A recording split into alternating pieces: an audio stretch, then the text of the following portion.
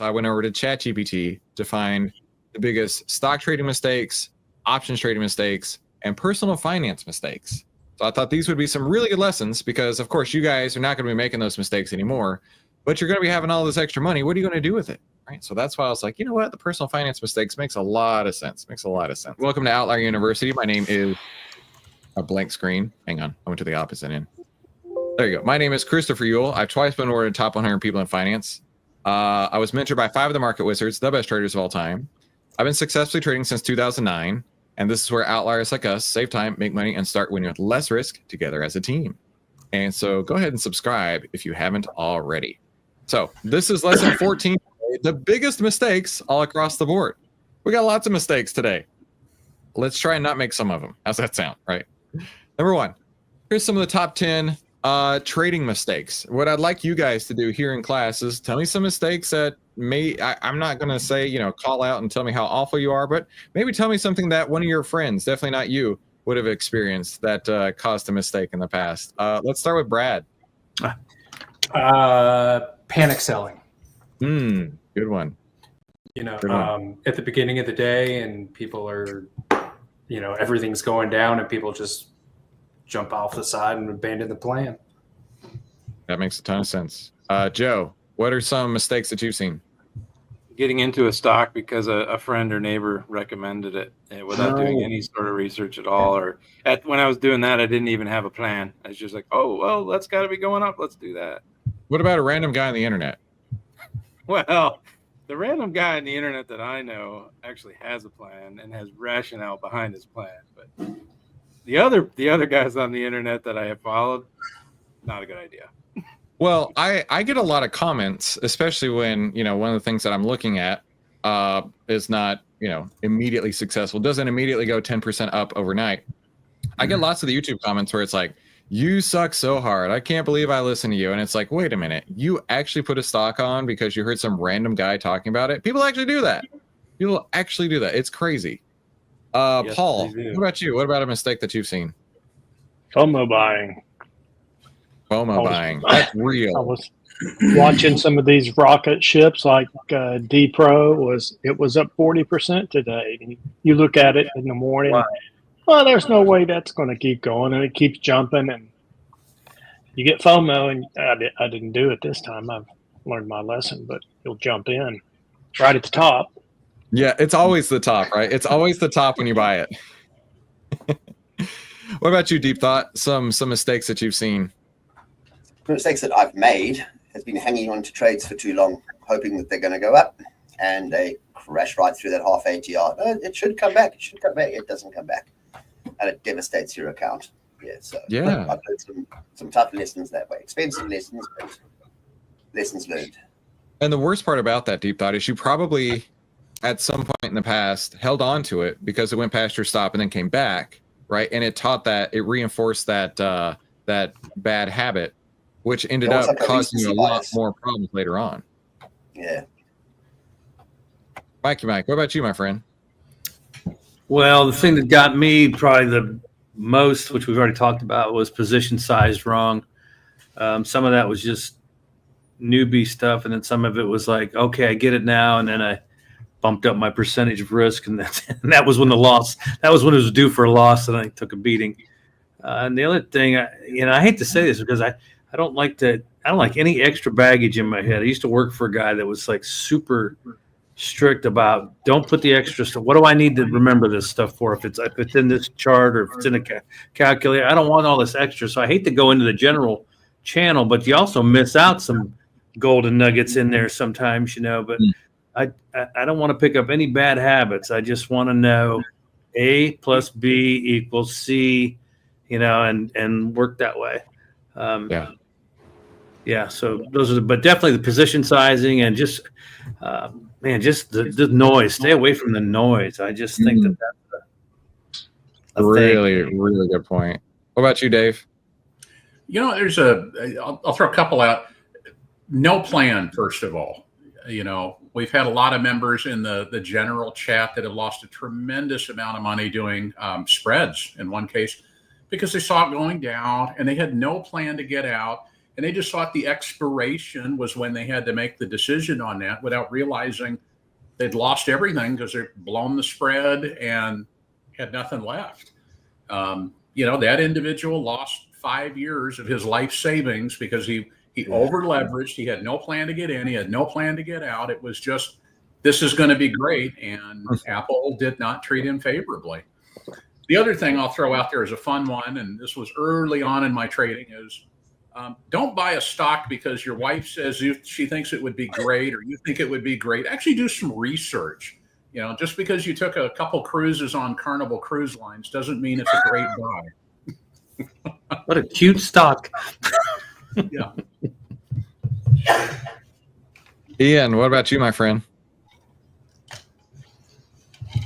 I've got to unmute. There we go. DCAing down, getting in up here, and where are we? There. Getting in up here, and then you think, well, it's going down. If I buy down here, that'll halve my cost, and then I'll buy down here, it'll halve my cost again. And it's like it didn't go back up, so and not having an exit strategy.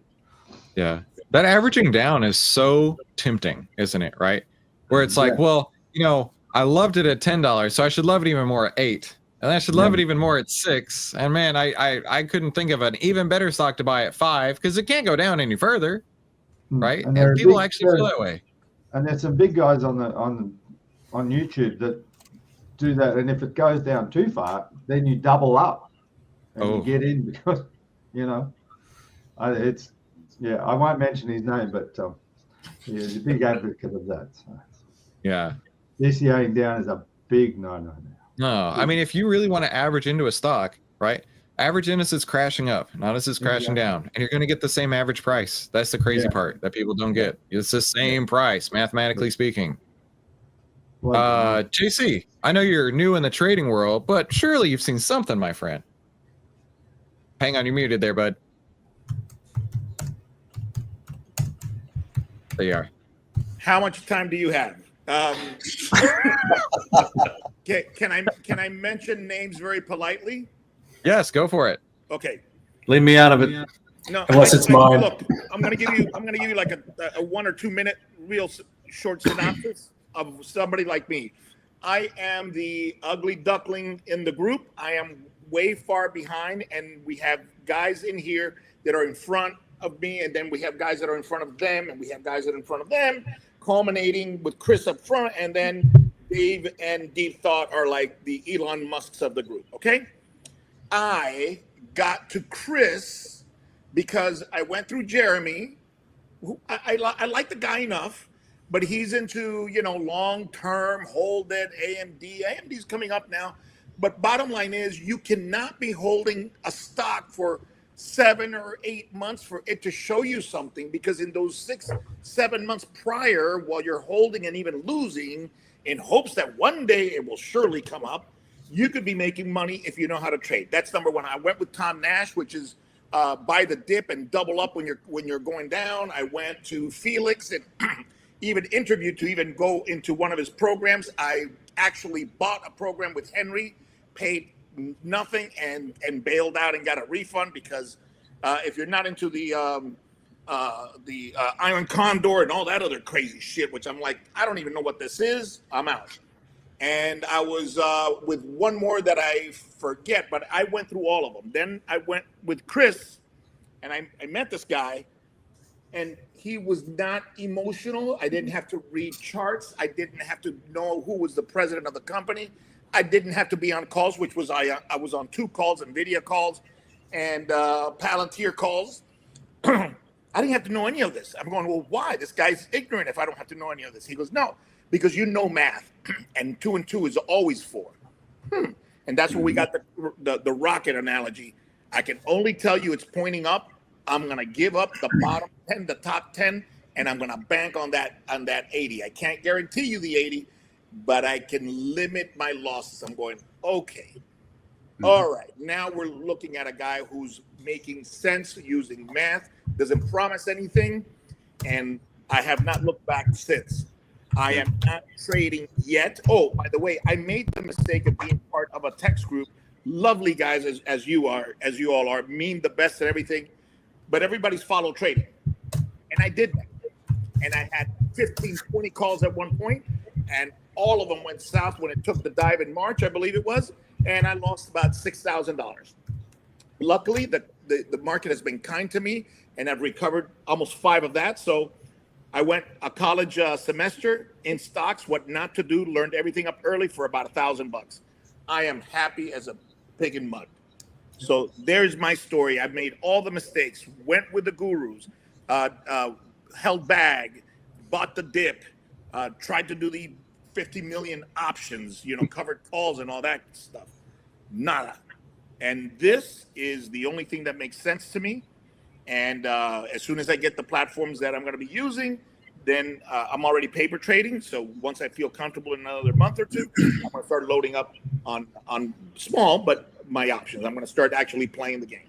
So thank you all. And this group here is insanely supportive. I couldn't be matched up with a better group that'll support you at any time. So you're a rock star, JC. Go on. Yeah.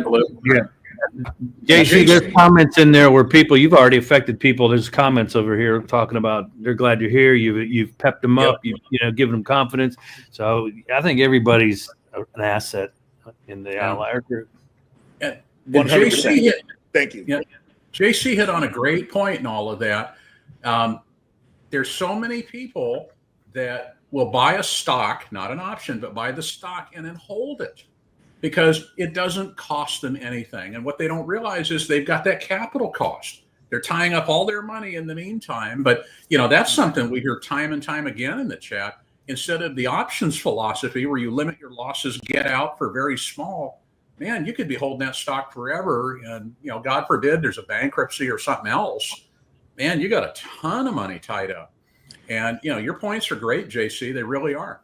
Thank you. I'm going to do something that will show literally and numerically people that are at my level and that are, they're held fast on long-term, which I went in long-term. Oh, I'm not buying right now. I'm buying for 3 to 5 years. That's what everybody tells you. The stock market goes up and down, but over time it goes always up. So you're going to be good. Fine. I'm going to take one of the favorite stocks and maybe cover it over 5 years. And look at if you went in here and you went up there over 5 years, how much did you make? 100%, 20%, whatever it is, whatever the number is over 5 years. And then if you take all the obvious upswings, we're not even going to talk about the consolidation, just the upswings, and subtract 20% from every upswing and add up all the upswings versus the starting point and ending point. We know how that works because anybody who's traveled South America on a plane versus the roads knows that a plane will get you from here to there in 45 minutes. And if you take the roads, it's like 8 hours. And you go, why? Because of the long roads around the mountain. Well, that long roads are your opportunity to make money. Mm-hmm. So if you see the 45-minute, that's the 100%. But if you take the long roads, every north to south is money. South to north, not money, or vice versa, however you want to see it. Mm-hmm. And if you add all those up, I think we can show people, look, here's a great stock that went up, 300%. If you would have taken the upswings and subtract the top 10 and the lower 10, you would have gotten 500%, 350% instead of 100. I think they'll look at it and go, okay, I can't deny that. And that's going to be the easiest way to explain Outlier to them, the Outlier way. Somebody said in the comments over here, is buy and hold if you're 70 years old is not the greatest way to go. And I agree, man. I'm 63, 64 years old here soon. I'm like, yeah, buy and hold ain't the answer, man. It's gotta happen faster. And that's a great point. If you're my son or my daughters in their 20s, my oldest son is 34. Hey, you want to go long term? You've got time. But I'm 65. I don't want wealth, wealth protection. I want wealth accumulation. I don't have time. I got to get a second career that I can do in my 70s till I pass. I don't have the time to sit on something for 30 years. They do. I don't. And even them, if they don't want to do what I do, fine. They sit on it, fine. You know, you have time. At 65, when you need it, you'll have a couple of million there at this pace. Me, I can't do it. So dude, I watched this video. I watched this video one time from a channel. His name is Myron Golden. Super smart black guy. He knows his stuff. He's an entrepreneur. And also where Chris got the idea to pair the workout shirt with the jacket from that dude. Like great stuff. One thing that he said in one of his videos, which made all the sense in the world, clicked with me so hard, is he was like, hell yeah, I want to get rich fast. Who doesn't want to get rich quick, right? It sounds like a scam, but it's like, do you understand by getting rich quick how much more life you can enjoy? Right? Imagine if it took you, let's say that you wanted to earn $1 million, right? The same $1 million, if you earned it in 1 year, you would consider yourself rich. That same $1 million, if you earned it over 10 years, you consider yourself pretty well off. That same $1 million, if it took you 50 years to make, you'd be like, you're not doing so hot, dude. Right? It's the same number of dollars, but you're condensing the time frame and how fast you earn it. That is exactly what I'm all about, right? Let's make money as fast as possible. And when we talk about trends, right? We talk about trends, and you follow that trend on AMD, and it went down and down and down and down in months, and people are just now getting back to break even 6, 8, 12 months later. How about you buy it on the uptrend so you can get to profitability as fast as possible, rather than waiting and the opportunity cost, like JC was saying earlier, of waiting 6, 8, 10, 12 months when you could have been rolling your account over multiple times. Something I learned from Mark Minervini, right? You want to be rolling your account over as fast as possible, looking for those new opportunities. Yeah, absolutely. Get rich as fast as freaking freak. Okay, that's what I'm saying. And it sounds scammy AF, and call me a scammer all you want to, but that's what we're doing right here in Outlier. So I'm super stoked, JC. That was quite the endorsement. Thank you, my friend. All right, let's get over to the lesson here. Top 10 stock trading mistakes. So like I said, these are straight from ChatGPT. I did not edit them ahead of time, literally copy pasted right over. But this will be great, actually. We can go through these and talk about how if we would or would not feel like that's such a mistake, or how we could work around it, right? Let's say number one from ChatGPT is lack of a trading plan. How ironic is that? How ironic is that? Because that's like the biggest thing that I preach overall. And when people ask me all the time, constantly, I say this at least once a day, maybe more. Hey, Chris, what about this stock? What should I do? What was your plan? Hey, Chris, I want to buy this stock. What should I do? Well, what's your plan to get in? Hey, Chris, I bought this stock and I don't know what to do with it. Where should I get out? What was your plan? Right? By having a plan, you've eliminated, what you're going to do, the question of what you're going to do, because you already know what you're going to do. You're going to drive from Dallas to Disney World, and you know exactly you're going to exit on 64A. You're gonna take that, and you're going to be in the most magical place on earth, right? But there's a lot of exits between here and there. Which one are you going to take? Right? Having that plan solves that issue for you. Let's go to number 2, chasing hot stocks. Right? That's kind of like what Paul was talking about earlier, right? FOMOing into something, hearing some random guy on the internet or some random neighbor talking about the new hot stock of the day. I remember my brother-in-law, he bought mRNA during the whole COVID thing, and it was going up and up and up. And boy, was he sure to tell everybody how he bought mRNA as it was going up and up and up and up. And I remember asking him, bro, first, how did you find that stock? Well, it just made sense that it was going to be a healthcare stock. Yeah, sure. I'm sure you are such a genius. You came up with this idea all on your own. And then, of course, I know for a fact, dude didn't sell. Dude held it as it started to come back. I don't know where he got in or where he got out, but I know for a fact he had no plan on exiting. He was just going to hold that. Why sell? If it's going to go up, it should continue to go up forever, right? Number 3, no risk management. What's one of the things we talk about all the time? I'm asking you here, gentlemen in class. What's one of the things we talk about all the time? Position sizing. When you get out. Trading risk first. Right? Yeah. Risk first. Number 4, over trading, taking too many trades. Now, we don't really run into that issue because A, we have a plan, right? And B, we don't set expectations. And if you get into a point where you don't have a plan and you have all these expectations, I think about the people who try to day trade, right? So Mike, imagine that you are a day trader and you're like, man, my monthly nut, that's what they call it. My monthly nut is $20,000, meaning I need 20 grand in profits this month to pay my bills, to pay my mortgage, to take care of my family, pay my health insurance, whatever. But I'm only up 6,000 for the month. What do you think happens at that point? Well, I'm not tempted, but I mean, people are tempted to trade. They're trying to control the market, and I've been beat up enough in my bank accounts over the years prior to even getting into this stuff. So I really cherish the dollar that I have in my hand. So yeah, but I can see where you're like, well, I'm going to try this thing, even though it's off the plan. I'm going off the reservation. I'm going to try this thing because I heard these guys were doing it. That's what I say. And that goes back to listening to chatter too. But you can't control the market. You just cannot control the market. So we're reacting and jumping in as best we can with our plan and knowing when we're getting out before we even place that first trade. So well said, knowing where you're going to get out before you get in. But then too, right? You become emotionally involved in, man, I'm not going to be able to pay my mortgage this month. Oh man, this sucks. I can't pay for my kids' private school if that's the case, right? And it's like, what am I going to do? Then you're going to start over trading. You're going to get emotional about it, and it's going to lead to mistakes.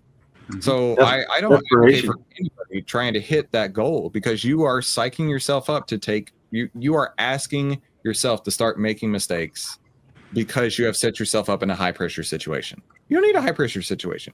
Just wait for them to come to you, do your trade, and get out. You can do that on the other end too. You can just not pay, and the people you need to pay, they'll come to you. Hey, a Lannister always pays his debts, my friend. That's right. Number 5, not understanding market context. Ooh, Chris really failed on this for a hot minute, let me tell you. Not understanding market context, trading long in a bear market or short in a bull market without reading the bigger picture. Oh boy, did Chris learn a lot about that. Let me tell you. That is why the number one first thing we do is trading rules. Hold tight. Let me pull up my PowerPoint here. The number one first thing we look at, number one, top most important thing, you cannot, hang on, bullhorn time. This is the absolute most critical, most important thing you could ever learn in the market. Trade with the freaking trend. Okay? The trend is there for you to trade with, not to trade against. Number one, this is why we start here. Most important thing to do is trade with the trend. But so many people, myself included, listen, this is why I get so passionate about it, because I lost, I'm trying to think specifically. No, I don't know specifically on that, but I've lost over $200,000 selling options as the market was going up by selling calls against it. Right. There's all kinds of other stuff that went in. I can't tell you exact numbers, but I know for sure that it cost me multiple 6 figures to learn, don't trade against the trend. All right. I'm going to give you that lesson for the low cost of absolutely free money back guarantee. Don't trade against the trend. Good gravy. What are you going to say, Joe? I was going to say, much like JC, I started in other programs. And interestingly, one of the first things I was taught is you have to go with the market. The problem was there was no tool to tell me what the market was doing. And they would just pull up some charts and be like, well, can't you see it? I'm like, no, I can't see it. I can't draw these lines. I can't figure out what you're talking about until Outlier. Outlier literally just tells you this is what the market is doing. It's right there. It's so easy. Dude. And that's what it was designed to do, right? We've gone through lots of iterations, lots of improvements with the end goal of how much easier can we make this for people who want to be involved in the market, but don't have the time to learn, right? Don't have the time to sit there and learn all the charting and go through hours and hours and hours of Outlier, right? How do we make it easy? How about we just overlay it with a green background? How about we just make the whole chart green if it's in an uptrend, or make the whole chart red when it's in a downtrend? Boy, that sure makes things a lot easier. Yep. Yeah. All right, next mistake here. Revenge trading. Trying to win it back after a loss. How many people here in class have tried to do that? Guilty. I think we all have. Yeah. Everybody does. Yep. right? You lost money in DT, right? So you're like, well, yeah, I gotta go twice as hard on DT to get my money back. That stock owes me money. No, it's okay. You only Just move on. get one chance with me. You hurt me once, and I'm done with AMD, Wells Fargo. Yeah. Anything with Don't touch them. Anything with an S in it. Yeah, anything that starts with SM, we're out of. Yeah. Anything with letters. Hey, Chris, does revenge trading have to occur with the same stock? Or let's say I lost on AMD, so I'm going to get it on Google. Oh, it could be that. It could be that for right? sure. Okay. Yeah. You know somebody who's done that, JC? I was too stupid to even think about that. But what I have done is not that, but I've held on and just seen my losers just run wild. And I'm like looking like a deer caught in a headlights. I'm like this, and I've seen all of 15, well, not 15, but maybe 12 out of the 15 calls that I had. I saw them expire because I didn't know that the more time that went on, the more your chances of losing. Yeah. And I said, well, if the stock goes up, if Fubo goes up, or if this goes up in the last week, I can get it back. No, bro, you're down 90%. You ain't going to make those 10%. If the stock triples, you're not going to do it. Yep. I didn't understand that. So I like hopes, Hail Mary pass. Hopes he'll catch it in the, in the end zone and we can score 7. And then an onside kick, we can get it and score another 7. That's what I was thinking. And like I said, I lost almost $6,000. Well, it's like David says right here, try like hell not to lose money on a trade by waiting and losing more. Yep. Exactly that. Yeah. Ignoring technicals. Now, there are some people who would love to tell you that the story of the stock is all that matters, right? Just the company it's a great company. I love the CEO. Their fundamentals are amazing. Their earnings per share, their free cash flows are tremendous. Have you looked at their balance sheet lately? Oh man, they're in the best position ever. I used to be able to blow the bullhorn and say, 3 certain words, but we got hit with a cease and desist on that. So we'll have to use the other words, which is profits follow price, right? Profits will follow price. And if the price is going down, so are your profits. If the price is going up, so are your profits. It's crazy. It's almost like it has a 1-to-1 relationship with how much you're actually getting paid at the end of the day. No matter what the story is, you're not going to get paid on the story. Kosh just said it. I didn't say it. I didn't say it. Kosh just said it, right? Surfing Bird, I didn't say it. You said it, right? Architect Radar has a good way to put it. Only price prevails. I like that. But yeah, profits follow price. David said it. I didn't say it, right? I didn't. How dare you say that, David? That is absolutely trademarked and copyrighted by some jerk who used to be one of my friends. How dare he? Anyways, holding on to losers for too long, right? Hoping it'll bounce back instead of cutting your losses early, right? We've been there. Like for me, it was selling the options, right? I remember, in fact, funny story. I went on TV one time, and at this point, I was short call, so it was a bearish trade. And I remember going on TV talking about it, and I'm like, man, every day I look at the market, and it's going up and up and up. And the host was like, "Is that not a good thing?" And I was like, "No, I'm short the market, right?" And of course, I couldn't bring myself to close the trades. No, I just had to put on more and more. Get beat down further and further, holding on to those losing trades. Like, surely the market can't go up every day, can it? Well, at that point, it certainly could, and it took my money with it. FOMO, exactly what Paul said earlier. Impulse trading. Enter a trade just because it feels right. For others who are talking about it. And then last one, Dave. Let's have Dave talk about this one, right? Lack of journaling or review. Never learning from mistakes because there's no feedback loop. Now, we talked earlier about how this is the best time of the year to take a step back because you've got 6 months of data that you can go through right now. We're sitting in cash, and you could use a great trading journal like Ian has down there. There you go. Written by Dave himself, which will help you so much, right? Just to be able to say, okay, what did I do right so far this year? What could I improve upon? What did I do wrong? Where could I improve upon that? What about my entries? What about my exits, right? There's always something that might be able to be tweaked to make that small tweak could make millions of literally millions and millions of dollars in your account. Literally millions and millions of dollars. But, you know, it's going to take a little bit of time.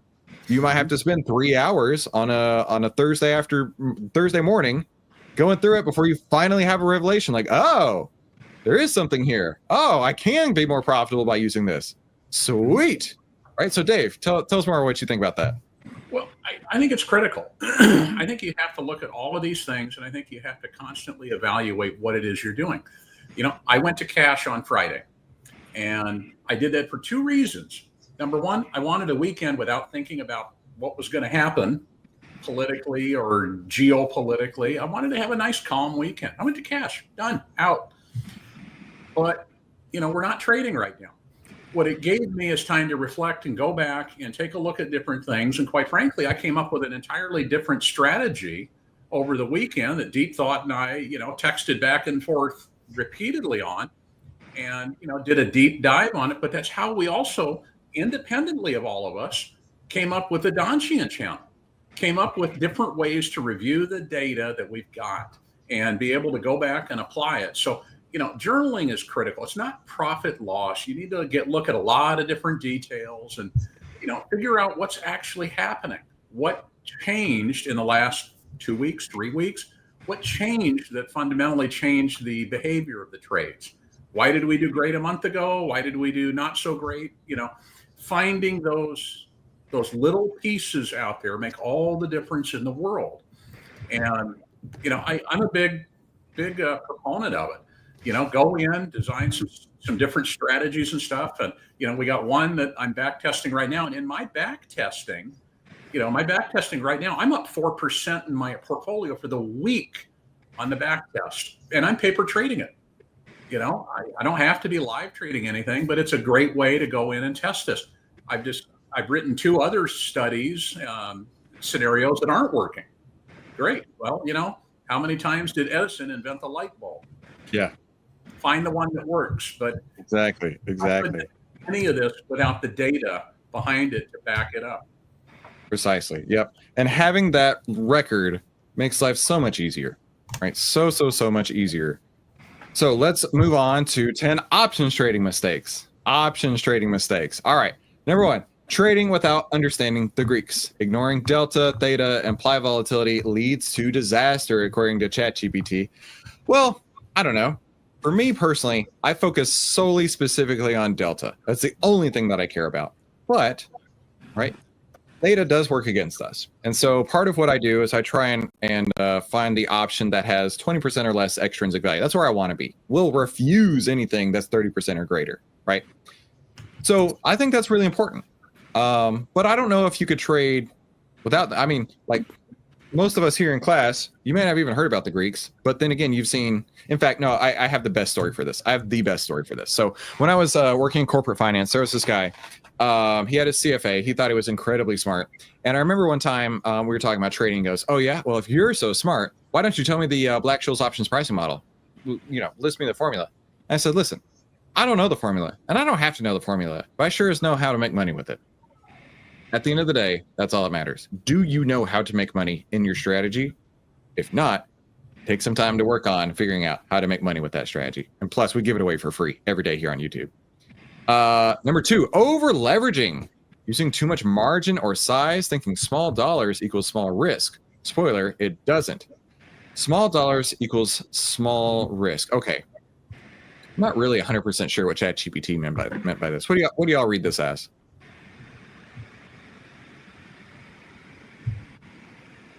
Using too much margin, to me, it speaks to the bit about how you're not supposed to risk more than you're potentially going to make. But when I read small dollars, I'm thinking if I don't have the right position size, it can bite me on both sides. I'm either not going to make anything, or I'm going to be over leveraged and I'm going to be risking too much. Yeah, I think it's hallucinating. It's contradicting itself there. Well, for me, it's, you know, I don't mind going full port. When I see what I need, I will get all the way in, like I did just a couple of weeks ago. So, and I'm leveraged to the tits at that point, right? Does that mean I did something wrong? Was I over leveraged? Not necessarily. Any one trade on its own, I knew what the risk was. So I don't know. That one's a little bit hard for me. Yeah. Let's go to the next one I think here. I got that one, Chris. Hey, Chris, we might be missing something here. Thinking Yeah. small dollars. Thinking small dollars. When I told my text group that we tried to stay at 80 on the Delta, Jesus, but he's paying a lot. So they're thinking small dollars. They're thinking, let me come in cheap, but then you're rolling 20 dices. You're not even rolling one dice. You're rolling 20 dices. Why don't you come in with quality and give yourself a chance? And that concept to them, I think that's what ChatGPT might have meant by thinking small dollars. Okay, I get it. JC, that makes total sense, right? So by buying out of the money options, hey, listen, on this option, let's say I spent 14 cents on it, okay? Yeah. Just for examples. Let's say I spent 14 cents on the option, super out of the money, right? Small risk. Well, let's say that you bought all of them because it's a small risk, right? Well, then that risk of it going to zero, because it's very likely to do because it's a garbage option already, is super high. Okay, I can see that. JC, that makes a ton of sense. Thank you, my friend. You got to come at it from my standpoint, from down here. I understand. No, you're brilliant, dude. Because Give yourself some credit. You are brilliant. Because this is how you deserve to be part of this group, hands down, for sure. Thank you. We really appreciate you, man. Thank you. Buying weekly options blindly. Weekly options decay fast. Most expire worthless if not perfectly timed. I would amend this slightly to doing zero DTE options. Boy, people love them some zero DTE options. And when it says expire worthless, like legitimately the options have no value, like not one penny of value. Yet you may have paid, $100 for the option, right? And can you explain that, please? The DTE. Yes. Hang on. So as it decays over time, right? This is what an out of the money or at the money option looks like in its decay curve, and a deep in the money option looks like in its decay curve, right? This will decay to zero. But listen, if tomorrow it expires, that's happening real fast, right? You can actually see it by the hour, by the minute even, ticking down in value.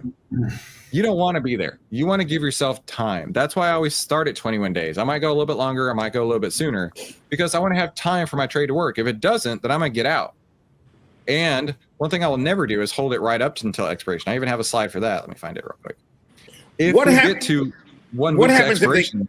What happens if they go time 3 months, let's say, 2 months, let's say, but they still are out of the money? They're still going to decay. Right. They can get a break that way by being out of the money and giving themselves time, seen as the time as the leverage. It's not leverage if you're decaying really fast because you bought a shit option. Exactly. Okay. Yeah. I mean, if you're out of the money, you are 100% in time value. Whereas my in the money options are only a small amount of time value. They will both decay over time, but yours will decay from 100 to 0. Mine might decay by 13%. It might. All right, let's keep on here. No exit plan. Oh, there you go. Planning already. Back to that. No exit plan. According to ChatGPT, that's number 4. Number 5. Ooh, selling naked options without a plan. High risk with unlimited potential losses if unmanaged properly. Now, there was somebody in our Discord yesterday who decided that it's not really unlimited losses if you sell naked options. And I woke up to that and I'm like, wow, I feel like this person needs to do a little more research because it's exactly that. Take it from somebody who found out. All right. Take it from somebody who found out. Those scars run deep, my friend. The naked options are, I don't know any reason you would ever want to trade naked naked, meaning you're selling an option without having any sort of protection around it. Some people would do spreads. I did lots of spreads, right? Still doesn't change the fact that you are breaking the golden rule of leverage, which is putting yourself in a situation where you can lose more than you can make, right? Selling options puts you in that situation. And just we'll move on from this one very quickly. But under no circumstances, if you watch this video, should you ever consider selling an option. Period, full stop, don't even do it. Don't even do it. All right, not accounting for implied volatility crush. Earnings trades that looked smart until implied volatility collapse post-report. I want to hang on. I want to see if we can find a good visual for this. IV crush after earnings. Palantir and NVIDIA. For sure. Absolutely. I got caught on that one. I think everybody has who's learning. That's a lesson that isn't out there as much as it should be. Everybody thinks it's a great run up, but I've even heard Schwab recommend it on their daily TV show that they stream, that it's going to be a great earnings play, and they kind of miss the IV crush aspect of it. And even if it is, because Palantir and NVIDIA were both good earning reports, if I remember correctly. So everything went according to plan and fell off the cliff. Yep. So here's an example of a long straddle. This is buying an at-the-money call and an at-the-money put. Now, at earnings, this price is going to be juiced up huge, right? So here it's, let's just use round numbers. Let's just say you spent $20. So $2,000 outright, $20 for the two right here.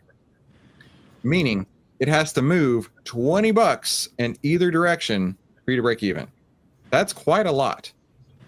But here's the worst part. At earnings, those option prices get juiced up. So that may have been a month ago, that exact same trade. It may have been $10. And then an hour after earnings, it may be $6 with no change in the stock price.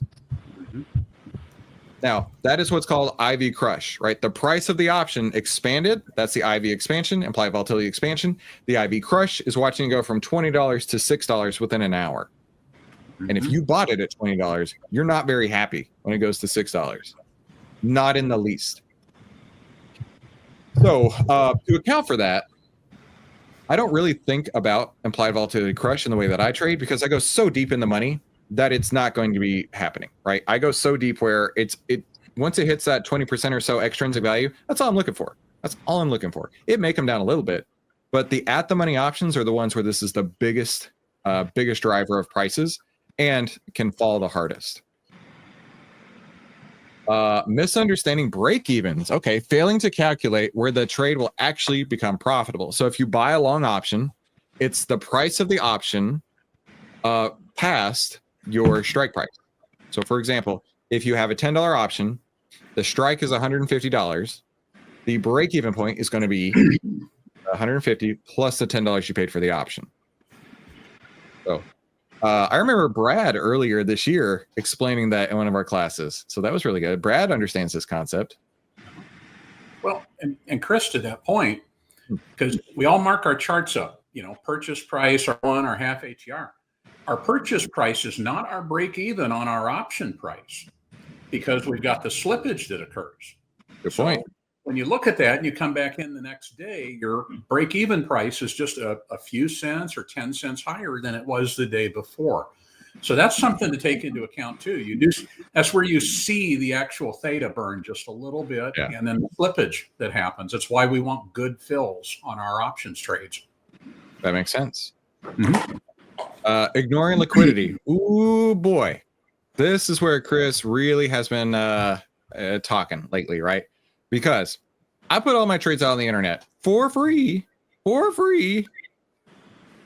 And I've noticed you guys are stealing money from me. All right. That's what Chris has noticed. The liquidity is there for me to go trade. But when I tell, 10,000 other people to go buy it, and then everybody else goes and buy it, guess what it does? It makes everything cost more. Right. And so that widens the bid ask spread. And that's a real thing, right? That's something that that we're all having to work with. We're all having to work around, right? The bid ask spread, the liquidity is exceptionally important, because if you can't get out of a trade, you should never be getting in it in the first place. Too complex too soon. Ooh, boy.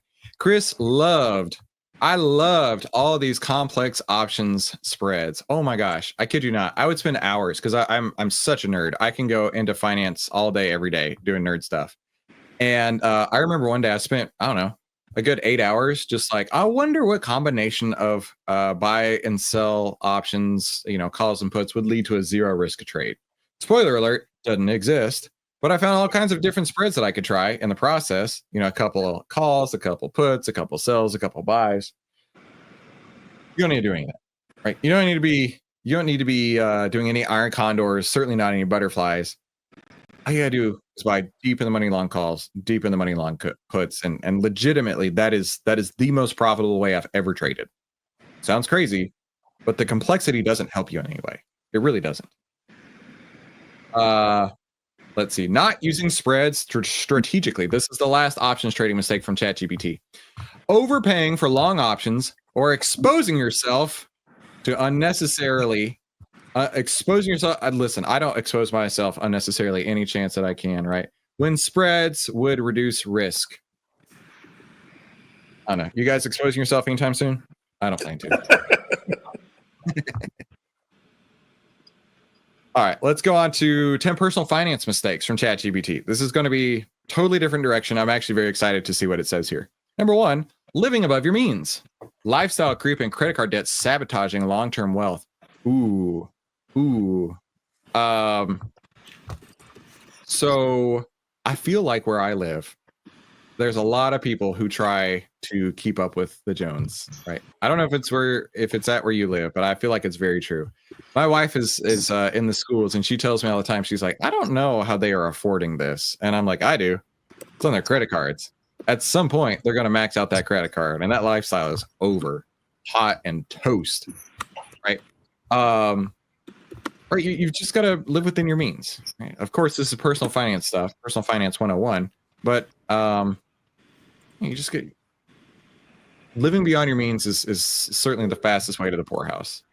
Number 2, not having an emergency fund. Bigly. That's so important, right? I've heard, I can't remember what the stat was. Like, I think it was like something like 40% of Americans couldn't afford a $400 emergency that comes up, like maybe a blown tire, right? Maybe a doctor bill you weren't expecting. Like, that's scary, right? You've got to have an emergency fund. Now, I'm preaching to the choir here, but this is so critically important, and not a lot of people. You would probably think that a lot more people have that, and they really just don't. Carrying high interest debt, paying 20+% on credit cards, while having 1% in a savings account. Well, how else am I going to pay for this cool lifestyle I have, right? How else, man, where we live, how else am I going to buy this $20,000 golf cart to ride the neighborhood in? How else am I going to afford this? I got to put it on the credit card that pays 20% interest. Goodness gravy. Ignoring investing, keeping money in cash just in case while inflation eats it alive. Okay, so this was actually a mistake that I had made for years. Putting my not trading time, my trading funds that weren't being traded, my excess cash, in literally cash. Only recently did I learn about SGov, so now I can literally make money not doing a damn thing. I love that. More money in my account every single day I log into it, thanks to SGov. So that's a real thing. That is absolutely a real thing. How many people are debt free except for your house? Let's go. Chris is one of them. That's right. No budgeting or tracking. Where'd all my money go? It's a question without budgets always asked. Well, I can tell you one thing. It's your wife. It's always your wife. That's where it went. Always. Next, failing to plan for retirement. Thinking Social Security will be enough or waiting too long to start. Ooh, yikes. Okay, so one thing, I don't know if it's going to cover that, but if you are in a position where you have a company-sponsored 401k plan and they are not paying or they are doing some sort of company match, maybe 3%, 2%, 6%, whatever, and you're not taking advantage of that, you're literally leaving free money. You are literally not taking free money that they are giving to you. I think this is a huge mistake that a lot of people do, especially young people, because they're like, I'm not going to save retirement. Who cares? But if they're going to match you 401k dollar for dollar up to 5%, that literally is a 100% gain right off the bat on every dollar you invest. This is the best money of all kind. Right off the bat, getting 100% gain. So if you're not taking advantage of this, you are just screwing yourself over. Screwing yourself over for sure. Impulse spending. Emotional purchases that drain savings and don't improve quality of life. Once again, talking about our wives. I don't know about yours, but it's definitely mine.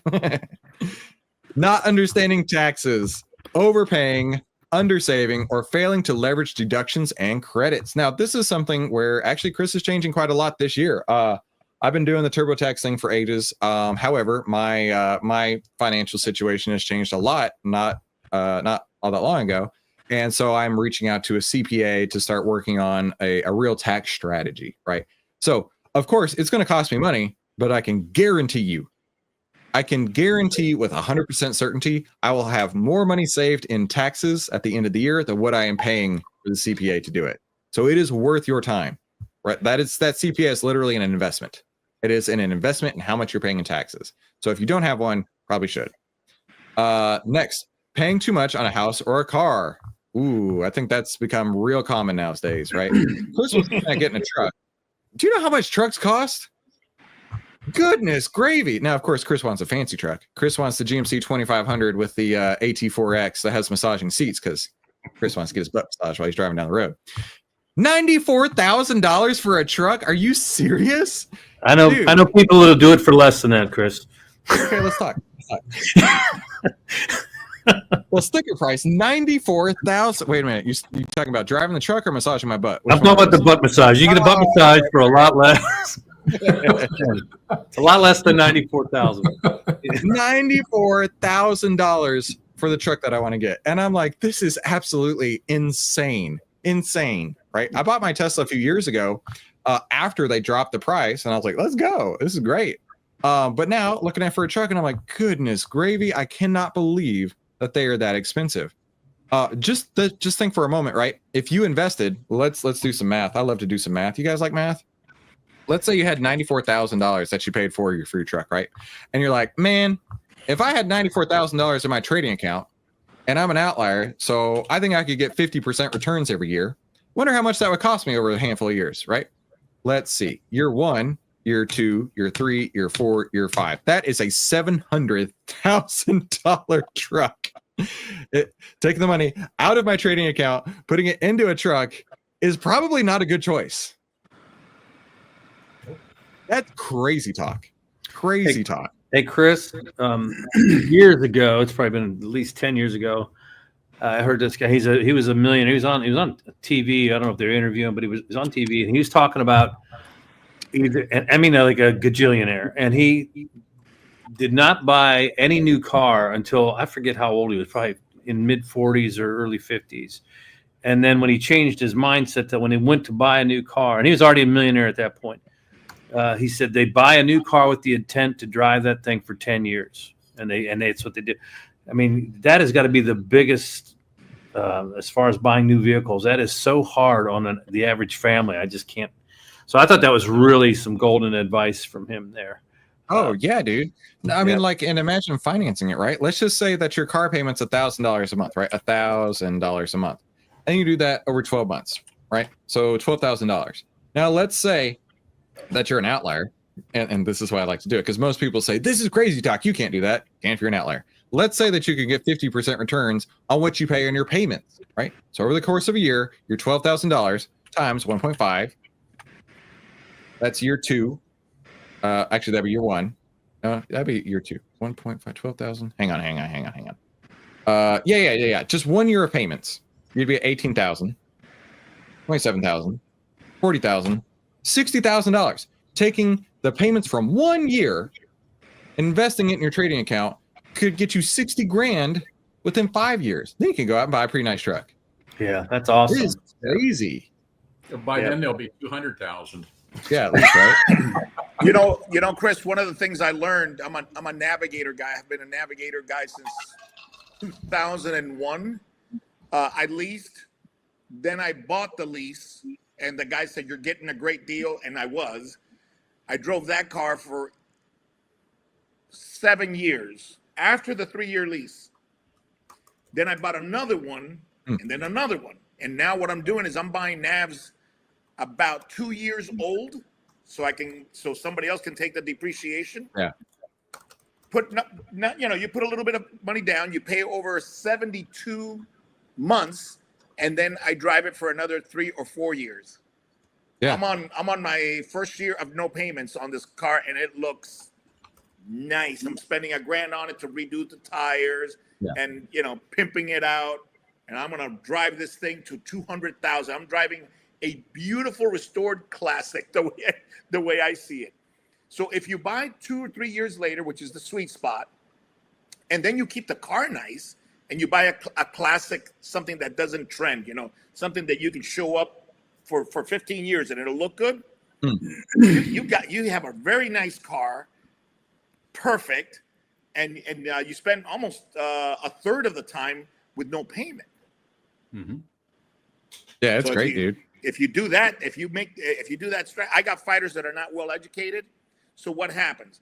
They're making nothing. Where do they go out and they buy a Volkswagen for 42 grand, $2,000 down, $900 car payment. I go, now you got 2 apartments. One has 4 wheels. And that's what happens. They want to do McGregor money, and they're not McGregor. Right. Okay, so since you brought up Navigators, my wife and I, we had a 2011 Lincoln Navigator L, and it was silver, and it was a limited edition, so it had like the saddle brown seats inside of it. Mm-hmm. That car was super comfy, but that thing broke at all times. I'm telling you, dude, like if it wasn't broke, it was about to break. And I told my wife one time, like it literally died on us. We went to get Mexican food one day. We roll up to the restaurant, and it wouldn't start after we got it. And I'm telling you, not even a week old. And I was like, oh my gosh. I've lucked out with years. But man, that thing was so unreliable for me. Maybe you buy the good ones and I bought the bad one, is what it was. I'm on my 4th one and 3rd one. I'm on my 3rd one. 1, 2, 3. Yeah. 1, beige, black, white. Yeah. I'm on my 3rd one now, and I've had nothing but luck. The last one I rode for almost 11 years, and it had a tick, tick, tick, tick, tick. That was the only thing. If you could have told me that you were to change the engine and I could have it for another 10, I love the car that much. Oh wow! But they said no, I can't guarantee it. And the guy who works on Navigators bought it for his wife. He goes, I know what the tick tick tick is. I can fix it. There you go. Well, dude, it was super comfy. Super comfy. I love that. I love it. Anyways. All right. Lastly, not investing in financial education. Wait a minute. Did somebody give me an easy oh man, I completely blew that, didn't I? I was going to say an easy layup. I took far too long for that. There we go. An easy layup for the best value in financial education on the internet.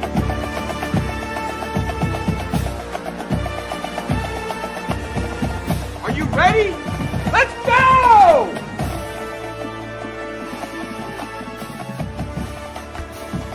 Respect is earned. Respect is never given. Well, that's what happens when you didn't go to journalism school and you're just a random guy on the internet, right? You get a softball layup like that and you blow it. But to that point, the very last thing that we want to cover is not investing in personal education and financial education. That is by far the best, most important thing you could be doing, because as we just showed, right, you can have you can have a lifestyle that is far beyond your means, which is going to cost you hundreds and hundreds of thousands of dollars more than you are ever going to be earning. For what? Right? For what? The financial education that you can learn now will pay you for the rest of your life, right? And as I mentioned earlier, you want to get rich as fast as possible. I know it sounds like a scammer. I know it sounds like clickbait, but get rich as fast as freaking possible so you can enjoy it. So you can enjoy it. And you can't do that just sitting at home, hoping and praying and wishing that it's going to happen. You're going to have to put in the effort, right? You're going to have to put in the effort. Now, these guys right here, we basically have made them millionaires over the course of a few weeks, right? I'm not going to take credit for it, but the things that they have learned is going to translate into so much money in their lifetime. And I'm so incredibly proud of them. What have you been doing? You've been watching the same thing that they have, right? Are you making the changes in your life to change everything for financial future generations to come? I hope so. I hope so. You guys are rock stars. You guys are rock stars. You guys are the exact brand new turtle trader experiment, right? Overnight millionaires. When you know what to do, you can use this forever. You can teach this to your family. Everything changed, right? You guys are rock stars, and I'm so grateful to be a part of this part of this experiment with you. So guys, listen, if somebody were thinking to themselves, gee, I wish that I could save time, make money, and start winning with less risk, what do you think they should do? Watch one of these videos. One of these videos. Some buttons somewhere.